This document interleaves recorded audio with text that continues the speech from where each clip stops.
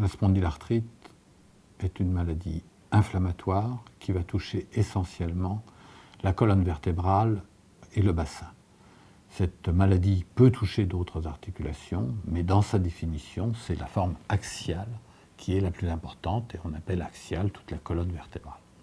Alors le terme de spondylarthrite ankylosante est un terme qui est un petit peu réducteur, ce qui veut dire que spondylarthrite, ça veut dire une atteinte des vertèbres.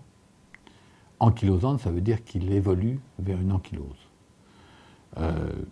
Les formes historiques de spondylarthrite ankylosante, les formes qu'on décrit dans les Larousse, telles qu'on les montre, sont assez épouvantables parce qu'elles montrent que le patient, au fil des années, va devenir de plus en plus penché en avant et de plus en plus ankylosé.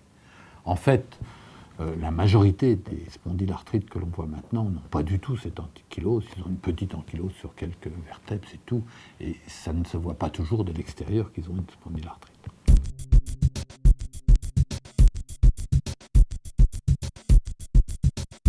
La spondylarthrite va se traduire par des douleurs. C'est essentiellement des douleurs inflammatoires, c'est-à-dire des douleurs qui vont faire mal pendant la nuit et qui vont réveiller le malade la nuit. La survenue de ces douleurs, essentiellement d'ailleurs des douleurs lombaires au début, des douleurs de la colonne vertébrale basse, du bassin, à la partie postérieure du bassin, qui vont être ressenties péniblement par le malade, qui va se réveiller à cause de ces douleurs. C'est une douleur donc inflammatoire, et c'est une douleur qui peut apparaître lors du mouvement, mais c'est surtout la nuit que le malade va souffrir. C'est le premier symptôme. Par la suite, il y a d'autres symptômes qui peuvent apparaître. C'est une certaine limitation des mouvements de la colonne. La personne va avoir du mal à se pencher en avant ou va avoir des douleurs lorsqu'elle va mobiliser sa colonne vertébrale.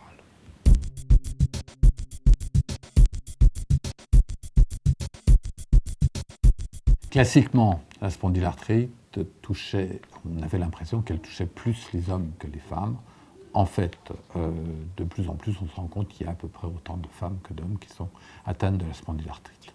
Alors maintenant, à quel âge survient cette spondylarthrite? Et ça, c'est un élément important.